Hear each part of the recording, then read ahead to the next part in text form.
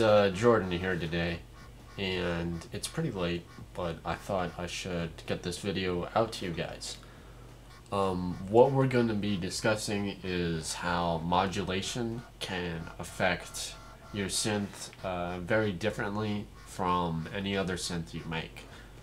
It's very important to have a lot of modulation when dealing with such crazy sounds such as growls and things, because you can make your voice or you can make your sound come out much different when it's in transition for a song. So I wanted to show you how two synths can work together, but this is actually a really bad example because I don't have a lot going on and it just focuses on both of these synths, so have a listen. I'll also be showing you how to create one of these synths and then use it with modulation during a song. So have a listen.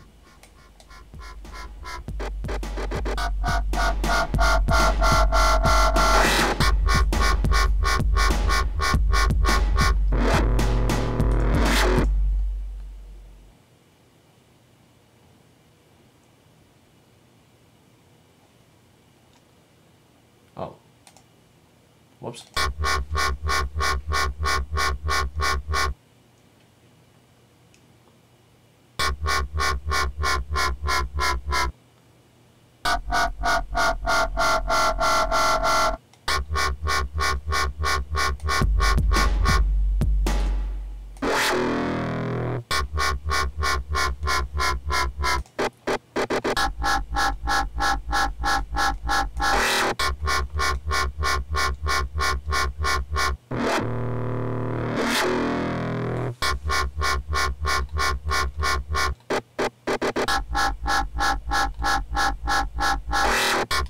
So that's what we're going to be creating. Well, actually just one of these patches, and it's actually more of a it's called nasty Q because it's a very low, it's actually a mid wobbled sub bass. So it has a lot of different characteristics with it. So I'm going to show you how to create the patch and then use some of the modulation techniques that I've been working with. So let's get to it. Right in the new instance of a Reason Rack, I created a combinator by right-clicking and going to Utilities and then Combinator.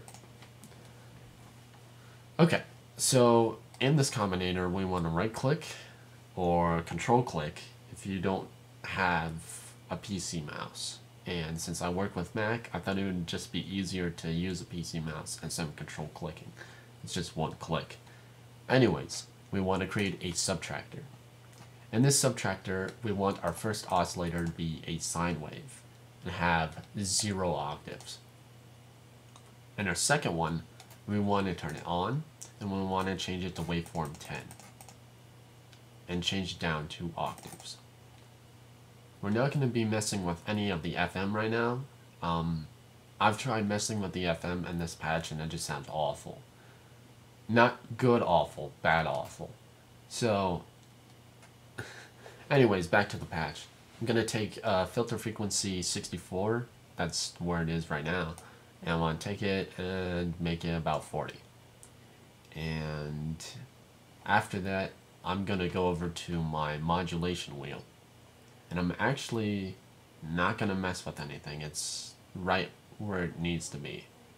However, in our LFO, we want to turn it on, and we want to change the amount to 127, which is all the way up, and we want to change it to filter frequency.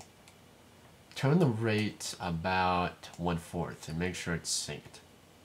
That sounds about right. And make sure that in the amp envelope, I'm skipping around a lot, turn up the decay, sustain, and release a bit.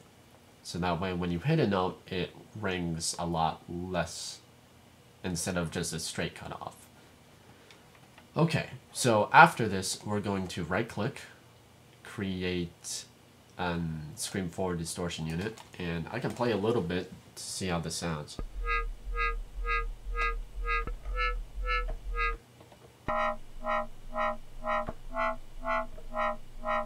That That's because the Scream 4 distortion unit, the reason why it doesn't sound so as gritty or powerful, the Scream 4 distortion unit adds a lot of characteristics to the background and to the foreground. So I'm going to turn the damage control to 40. I'm going to turn it to distortion. I'm going to turn P1 and P2 all the way up, or parameter 1 and parameter 2. I want to turn the body on, and I'm going to take the auto and put it about 4, take the scale and put it halfway, so 64 is halfway, and take the resonance below the 3rd notch, so about 34. Now if we have a listen.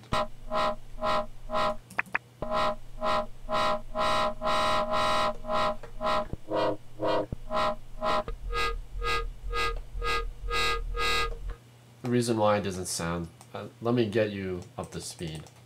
It's supposed to be at 140.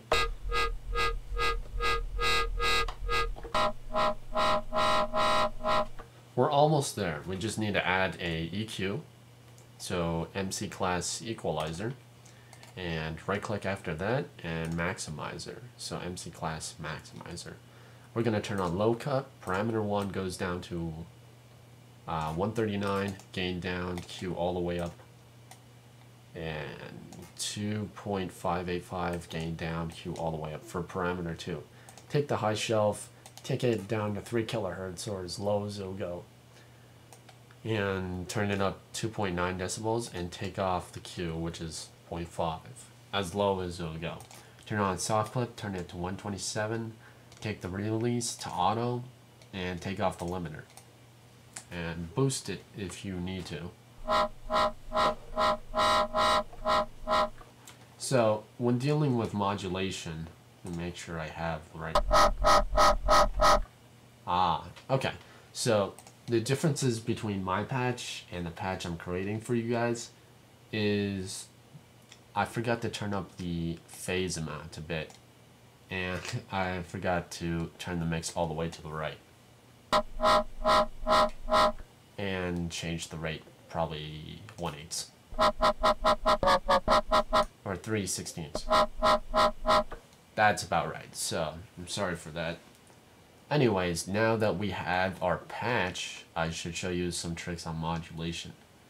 When you go to the session, that's this part right here, I'll highlight it for you guys. Anyways, when you mess around with modulation, you gotta have some notes going along with the modulation. So I'm actually just gonna drag a pattern over from one of my other patches, and it's actually just, what is this? C. It's actually just D sharp, and then the keys below it, the black keys below it. So it's very easy. I just recorded 1 bar and then another bar on 5 and then like a short low bar on going into 9 that stops abruptly, so that way when we go and add in another patch, we can use the very end to add a little bit more characteristic with another synth. So it's very important to right click the parameter you want to automate. So I'm going to use the modulation wheel and the bend wheel, or pitch bend. I already know all the shortcuts, but you can highlight your mouse over one of them and it'll tell you the shortcuts for them. So E for erases, the letter E, and razor for cutting, and slicing is R, and the mute tool is T, and the zoom is Y, hand is U. I don't ever use the hand. I'm not sure what the hell I would use it for. I just use the mouse. Anyways, W to right. In this line, I'm going to create a... Excuse me. In this lane, I'm actually going to delete that. I'm going to go into modulation wheel and draw in a parameter as far as I want to. Even if I draw it a little bit short, I can still use Q to go back to my cursor and drag it out to as far as I need it to be. So these are both blank, but they won't go into each other for some stupid reason. Anyways, I'm just going to draw one in pitch bend and in mod wheel.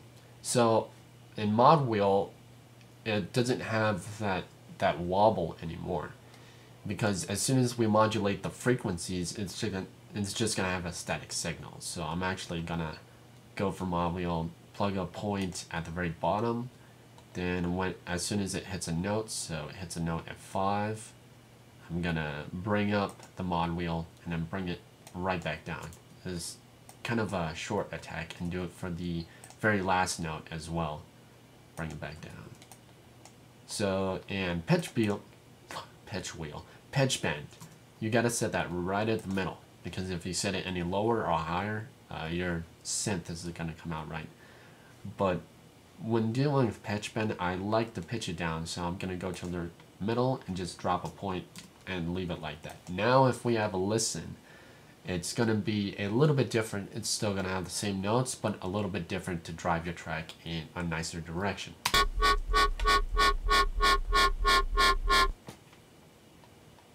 There's a little space. Starting to open up more.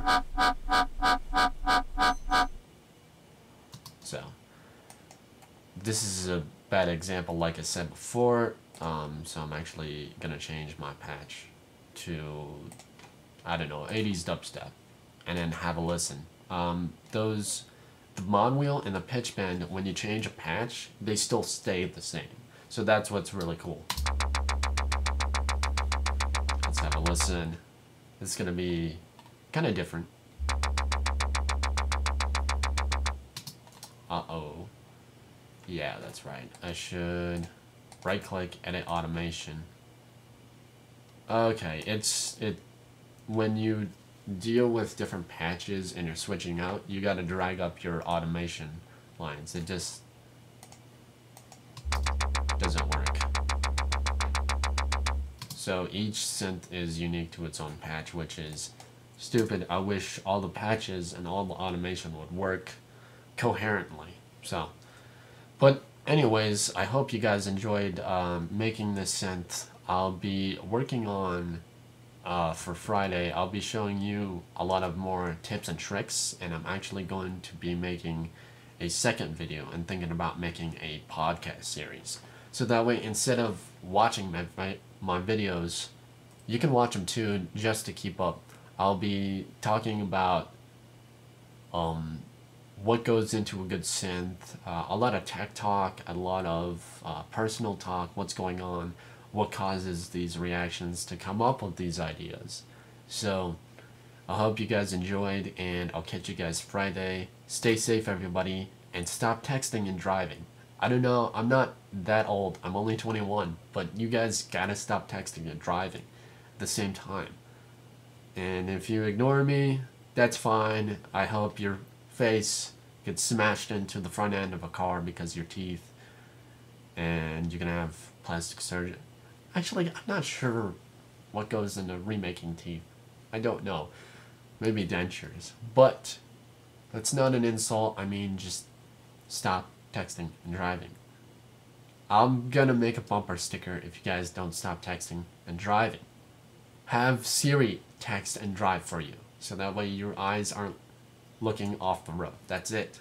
If your eyes just keep on the road, that's fine. Just don't look anywhere else but the road. If you look at the road, you'll be fine. If you don't, you're an idiot. Anyways, yeah, so stay safe, everybody. Catch you guys Friday.